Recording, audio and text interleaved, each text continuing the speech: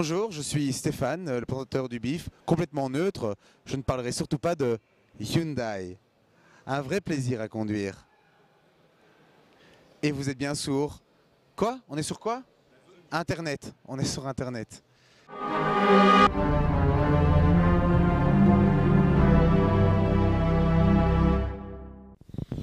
Et enfin, les bonus du BIF.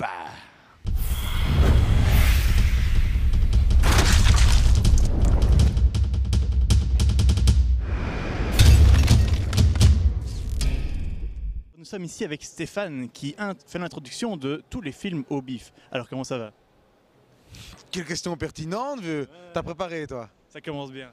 La première année où tu as fait ça, comment c'était? Parce qu'au fond, tu es quand même arrivé, c'était quand même rentré dans des chaussures impressionnantes, parce que tous les ans, c'était Eric qui faisait les présentations.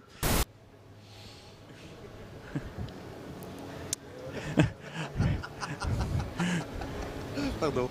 Tu es simplement rentré. Ouais. Non, mais en fait, on parle d'Eric, mais avant ça, il y a eu Jean-Paul surtout, tu vois. Donc il y a eu Jean-Paul qui n'a pas pu continuer à faire le BIF pour une histoire un petit peu de sponsor, et il le regrettait lui-même.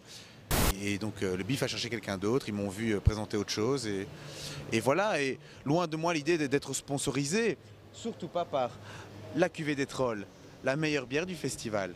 Quelques moments gênants parfois, parce que ça demande quand même une sacrée qualité d'improvisation. Par exemple, je pense à un striptease qui a eu lieu hier. Ben moi, les striptease, après avoir bu un délicieux grand d'origine de Costa Rica, Pérou, au Brésil, je suis toujours prêt pour les striptease sur scène. En fait, tu as réalisé un des courts-métrages du collectif Feu qui s'appelle... Ah, t'as dit collectif, Feu. Donc c'est 3 F en plus du UF de collectif, ça fait un F de trop. C'est que le collectif Feu. Voilà. Et donc tu as réalisé Rorschach. Oui, Rorschach ou Rorschach. Qui est donc l'histoire de Alain Pousse, si je ne me trompe pas. Ouais, tout à fait. Et donc tu peux un peu nous parler de ce projet, comment ça s'est passé, où tu as trouvé tous ces gens qui ont tourné pour toi? Ben écoute, tout a commencé autour d'un délicieux verre de Gordon. La Gordon, ça me permet d'être en forme.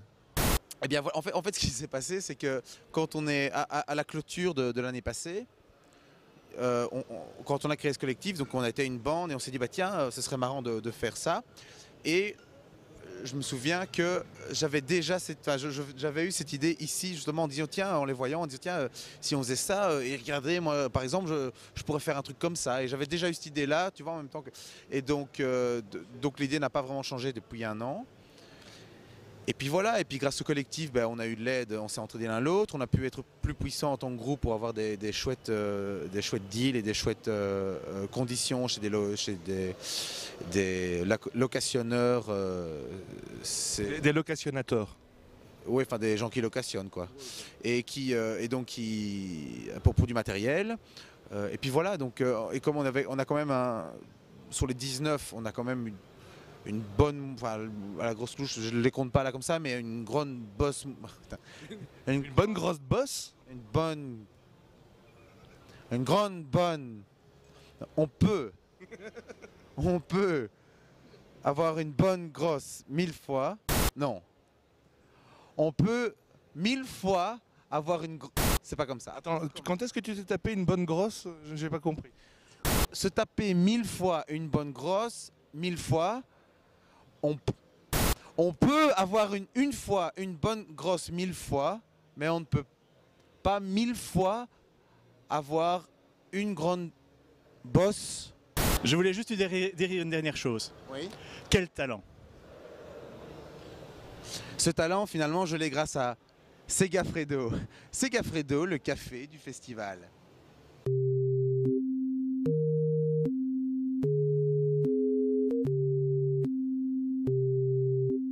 Nice! D'ailleurs, pour l'anecdote, à un moment ils se sont appelés Nintendo Fredo, mais finalement oui, ok. Certes. Ils ont pris un procès dans la gueule. Et comme Sega ne fait procès à personne, bien sûr. Bon. Ils n'ont pas intérêt. Ça enregistre? Ok. Alors,